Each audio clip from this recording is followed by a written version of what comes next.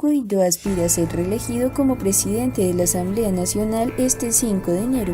El presidente encargado de Venezuela, Juan Guaidó, prepara para este domingo su nuevo reto, una votación de la Asamblea Nacional, en la que debe ser reelegido como su presidente, paso necesario para mantener el pulso con el régimen de Nicolás Maduro. Durante este 2019 y con base en una lectura de la Constitución que el régimen de Nicolás Maduro rechaza, Guaidó anunció su salto de la presidencia parlamentaria a la interina de la República, un cargo en el que ha sido reconocido por casi 60 países y que le ha permitido mantener una tensión política que parecía desaparecida en Venezuela desde 2017.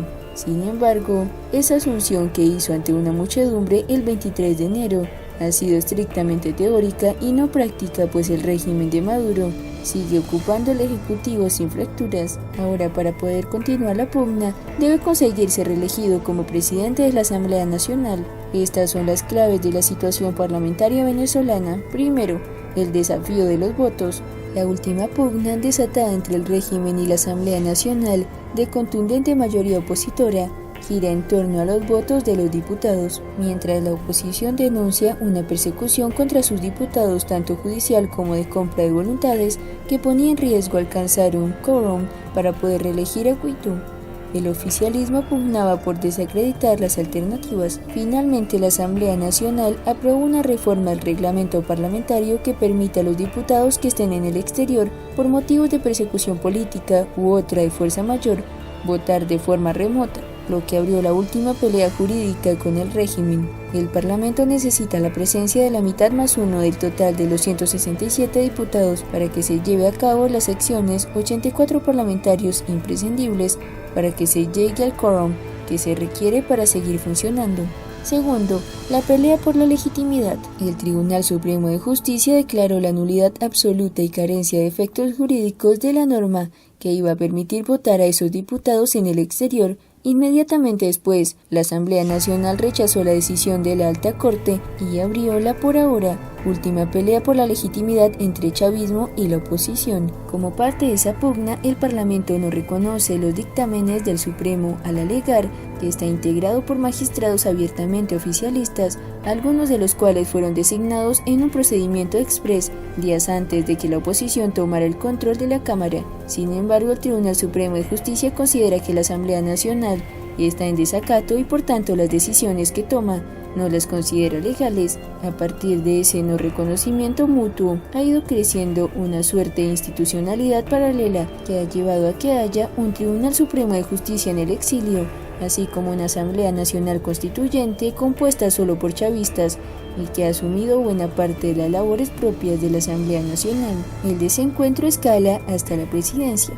El último y hasta la fecha mayor pulso de las institucionalidades llegó el pasado 23 de enero. Fue entonces cuando Guaidó anunciaba que asumía la presidencia interina basado en el artículo 233 de la Constitución. Dicho artículo recoge qué debe suceder si el presidente de Venezuela abandona el cargo y este es declarado por la Asamblea Nacional, algo que consideran sucedió al haber sido elegido Maduro en unas elecciones cuestionadas por la oposición y buena parte de la comunidad internacional.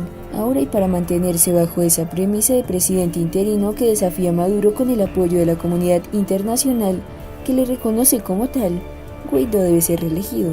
Cuarto, la Operación Alacrán. Bajo ese nombre, denomina a la oposición venezolana una táctica bajo la que acusan a Maduro de intentar minar la reelección. Dicho plan incluye también la presunta compra de diputados, algo que podría hacer tambalearse el quórum. Tan es así que en Bogotá ya han anunciado que se reunirán parte de los diputados que se encuentran en el exterior para seguir la sesión de la Asamblea Nacional, muestra de que podrían apelar finalmente al voto remoto. De ser así, se abriría una nueva disputa legal que ahonde más las brechas jurídicas entre oposición y gobierno, mientras Guaidó, con una imagen cada vez más negativa entre sus simpatizantes, pugna por mantener un oxígeno cada vez más exiguo.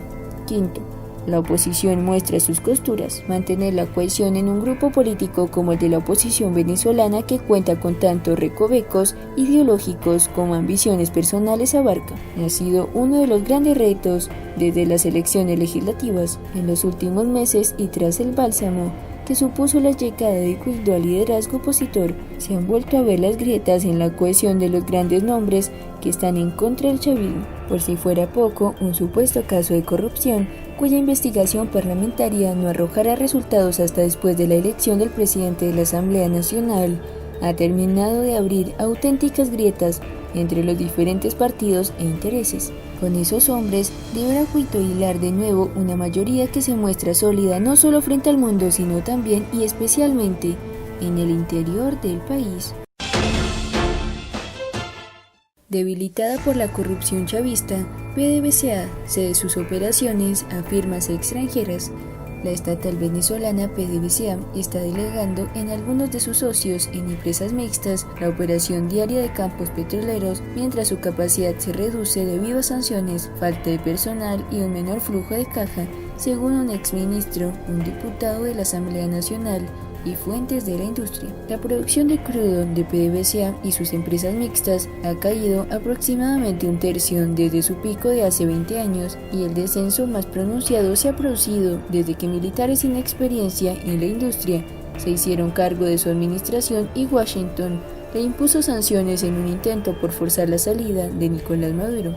El año pasado el régimen de Maduro y los representantes de Guaidó discutieron la posibilidad de permitir que los socios minoritarios de PDVSA operaran campos petroleros, lo que dejaría sin efecto el requisito legal de que la compañía que mantiene la mayoría accionaria de todas las empresas mixtas de crudo asegure el control de las operaciones. Esto le daría oxígeno a Maduro al alentar inversiones frescas en las operaciones de PDVSA, lo que podría aumentar los ingresos petroleros, pero el cambio legal sería controversial, luego de que el fallecido Hugo Chávez hiciera de las nacionalizaciones una de sus estrategias más emblemáticas.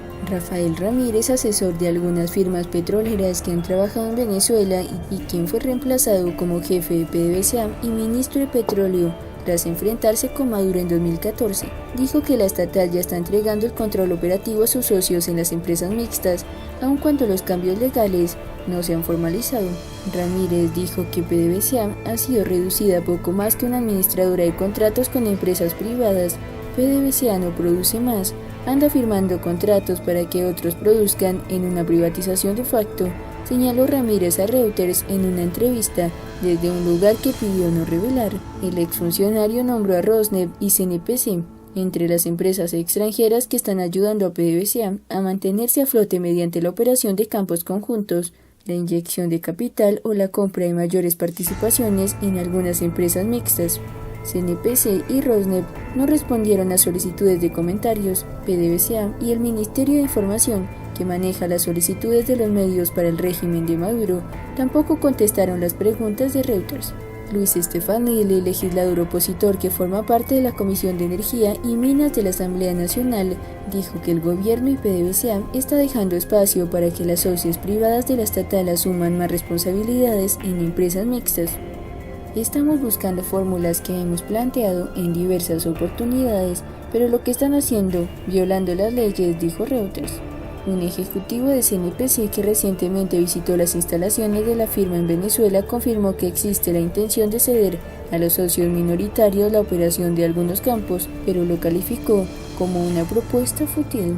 Aun si en Caracas aprueban el cambio legal para permitir a los inversionistas minoritarios convertirse en operadores, las compañías apenas pueden hacer su trabajo, sostuvo, antes de arreglar que algunas petroleras han reducido más su personal y enfrentan problemas para combatir la corrupción en la industria. Ramírez fue el ministro con más años en el gabinete de Chávez al supervisar la industria petrolera durante más de una década. Maduro lo acusa a él y a muchos otros ex ejecutivos de corrupción. El exfuncionario dijo que él y otros gerentes de PDVSA han sido víctimas de una cacería de brujas política. Ramírez sostuvo que las acciones y contratos que algunas petroleras han firmado con PDVSA sin autorización de la Asamblea Nacional podrían ser anulados por cualquier futuro gobierno. Ellos pueden tomar ventajas de la debilidad del país, pero llegará un gobierno que pondrá la cosa en su sitio. Los esfuerzos de PDVSA para mantener la producción a flote no han logrado revertir el declive acumulado, señaló Ramírez. Venezuela produjo 1,01 millones de barriles por día de crudo de enero a noviembre, según datos reportados a la OPEP. Fuentes de la industria estimaron que fue al menos 20% menos Las exportaciones petroleras, la principal fuente de ingresos del país, cayeron un 32% en 2019 a un promedio anual de 956.000 barriles por día hasta noviembre. Cayeron un 32% en 2019 a un promedio anual de 956.000 barriles por día hasta noviembre, según Refinit ECA. Ramírez atribuye el colapso a la decisión de Maduro de colocar a militares al frente de PDVSA. Tras encarcelar a 2 expresidentes de PDVSA bajo cargos de corrupción en 2017, Maduro nombró a Manuel Quevedo, un mayor general de la Guardia Nacional sin experiencia en el sector enérgico, como jefe de la empresa y ministro de Petróleo. Ese año Maduro y Quevedo prometieron aumentar la producción en 1 millón de barriles por día, pero tanto la extracción como la refinación de crudo han caído a sus niveles más bajos en casi 75 años. Ramírez dijo que unos 30.000 empleados han abandonado PDVSA en los últimos años en medio de un éxodo de trabajadores experimentados, también descrito por líderes sindicales. El número, que no ha sido oficializado, sobrepasaría las 19.000 personas que la administración de Ramírez despidió tras una huelga que sacudió a PDVSA entre 2002 y 2003. Ha sido un desastre, agregó Ramírez. Los principales procesos en la industria, recursos humanos, contratos, suministro, están en manos de oficiales militares sin conocimiento del petróleo.